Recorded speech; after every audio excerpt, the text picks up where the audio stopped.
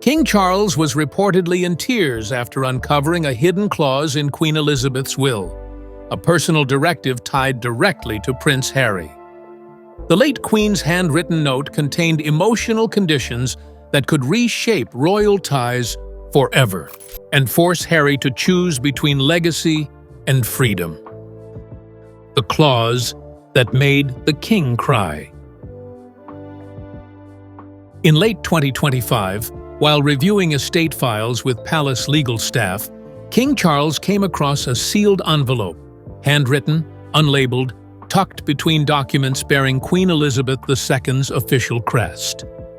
Inside was a personal clause not previously disclosed, one that directly addressed Prince Harry. This wasn't just about dividing wealth, it was a mother's final wish wrapped in legal formality. The clause stated that Harry would only receive his full £20 million inheritance if he maintained a physical presence in the UK or a Commonwealth country for at least 90 days each year. No exceptions, no loopholes. Let him find his way back, not by duty, but by choice, the Queen had written in a note attached to the clause.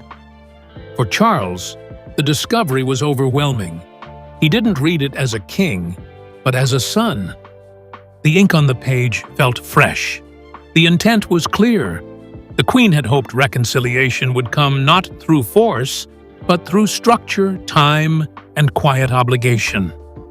He reportedly wept alone after reading it, not from anger, but from the weight of her hope.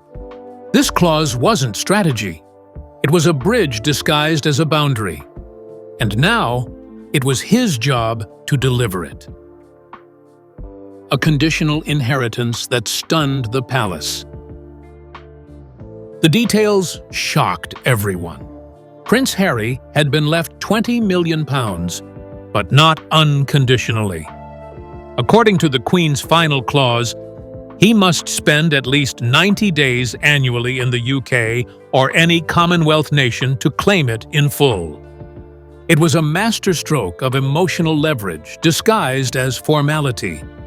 This wasn't punishment. It was a quiet invitation to stay tethered, written in law. And it didn't stop there. £5 million was also set aside for Archie and Lilibet, placed under a dual trust system. Harry and the reigning monarch, currently Charles, must each appoint one trustee to oversee the children's inheritance until they turn 25. Royal lawyers confirmed the clause was non-negotiable and authenticated through 2 royal witnesses and the Queen's legal counsel. It was drafted in early 2022, before her health visibly declined. Inside the palace, reactions were mixed. Some saw it as gentle manipulation. Others called it the Queen's final act of unity, a safeguard against permanent estrangement. But one thing was certain: Harry's next decision would carry historic weight. The Queen had spoken, not through interviews or broadcasts, but through paper, legacy, and unshakable intent. A letter from beyond. Queen Elizabeth's private message to Charles. Alongside the inheritance clause, King Charles discovered a second envelope, smaller, older, and marked only with the words, "For Charles. Read privately."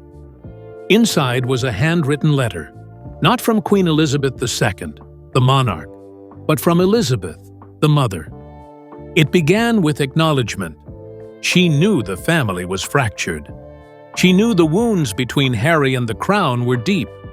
But she also believed reconciliation was possible, not through pressure, but through patience and structure. Harry must not be forced back, she wrote, but he must always feel there is a way home. She urged Charles not to demand loyalty, but to leave the light on. The clause, she said, wasn't punishment. It was a promise of access, if Harry ever chose to return. The letter closed with a line that reportedly left Charles speechless. "One day, your sons will need each other, even if they don't see it now." This wasn't royal protocol. It was a mother's final plea for healing, for legacy, and for the family name to survive beyond her. For Charles, it was the one message he never expected, and the one he can never forget. The Queen's final strategy: quiet, calculated, emotional. The clause wasn't written in haste. It was carefully drafted in March 2022, months before the Queen's death. A time when tensions with Harry and Meghan were still dominating headlines. But Queen Elizabeth was not one to act impulsively. Her strength had always been restraint and timing. She chose to delay the clause's unsealing until 2025, believing that the early years of Charles's reign would be too volatile. She anticipated grief, media scrutiny, and public doubt. Releasing the clause too soon, she feared, would turn a lifeline into a weapon. Instead, she waited. Let wounds settle. Let time soften anger. She always knew how to move a piece without shaking the board, one senior palace aide said. This wasn't legal genius, it was emotional foresight. A strategy rooted in love, not control.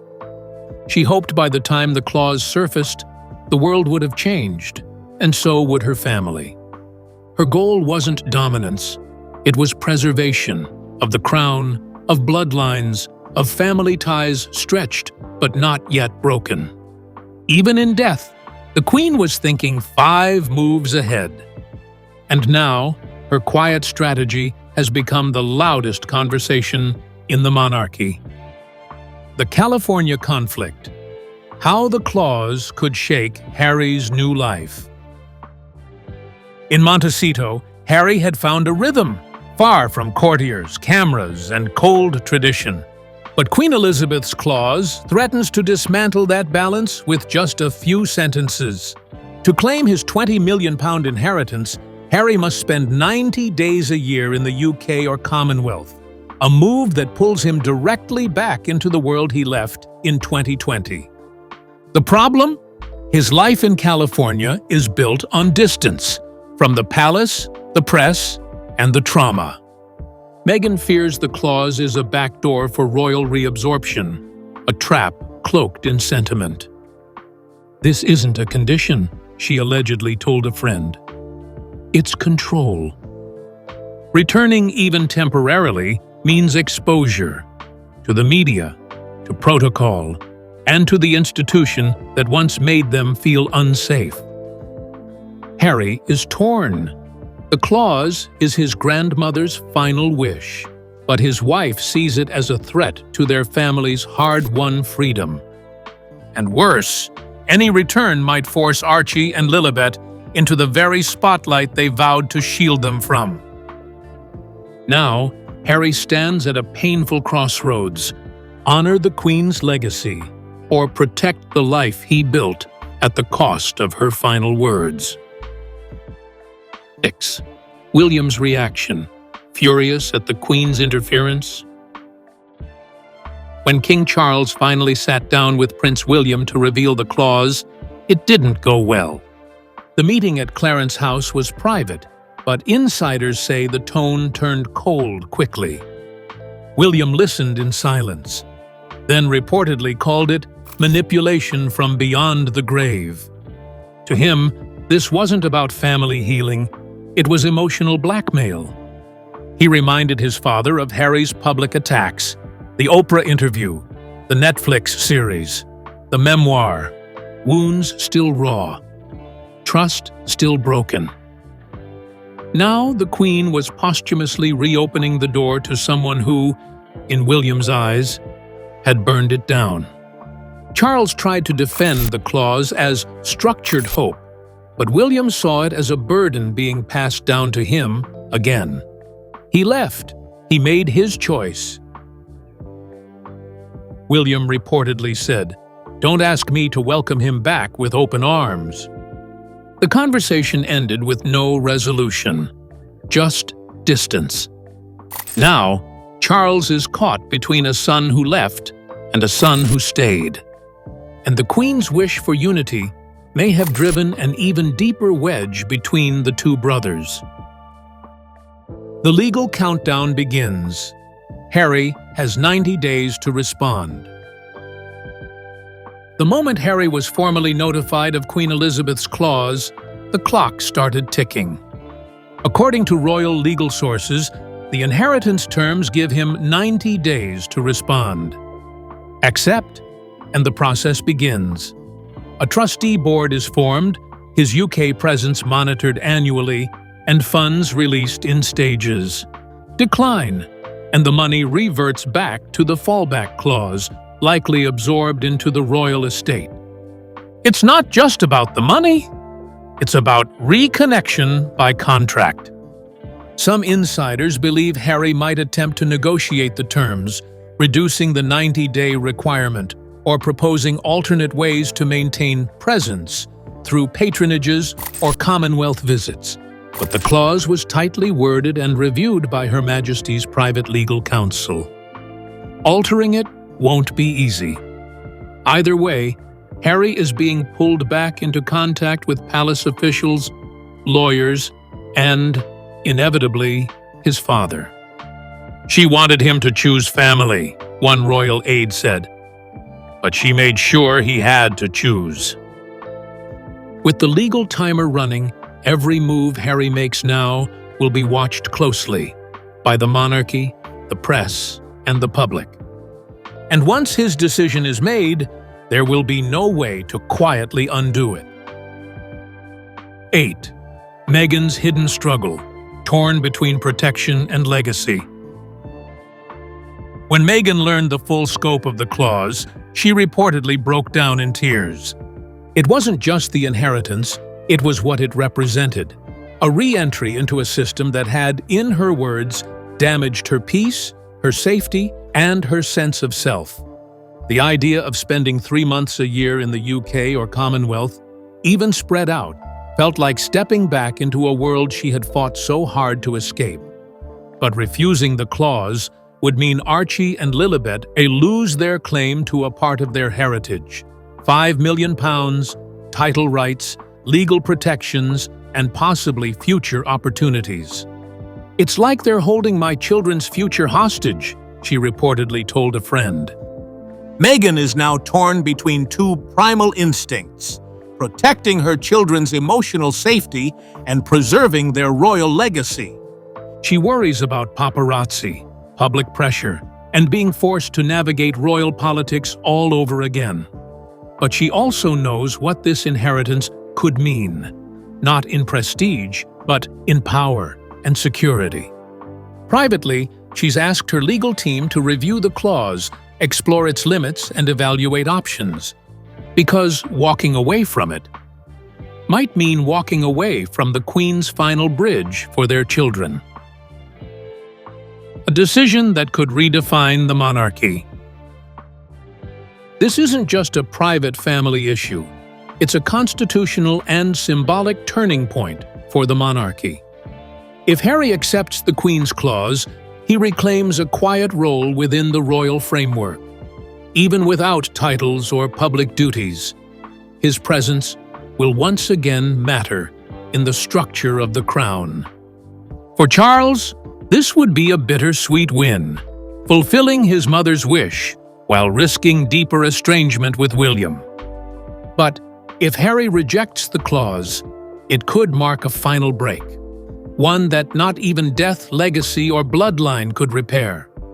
"This isn't about money, it's about identity," said a senior royal insider. "What does it mean to be part of this family? And can you ever leave it behind?" Royal aides are already preparing for both outcomes. PR teams have drafted potential statements. Lawyers are reviewing fallback inheritance plans. Charles is walking a tightrope between love and duty. Knowing whichever son he stands beside, the other may drift further away. And the Queen's final clause, intended as a bridge, might instead become the line that divides the future of the royal family itself. So, the Queen's legacy, a bridge, not a barrier. In the end, Queen Elizabeth II's clause wasn't designed as punishment. It was written with hope, precision, and heart. It wasn't about forcing Harry back into the fold. It was about leaving him a way back, structured, respectful, but deeply personal. She understood the power of silence, the weight of timing, and the delicate machinery of a family under the world's microscope. If they return, it must be by choice, not summons, she once told a confidant.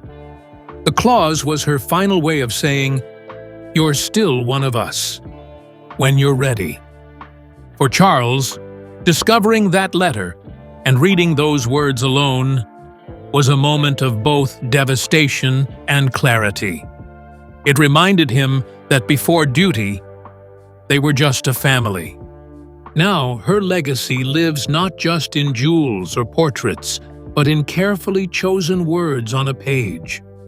The world may never see the Queen again, but through this clause, her voice echoes, not in commands, but in compassion.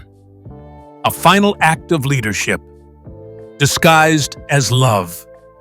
The Queen's final wish has been revealed.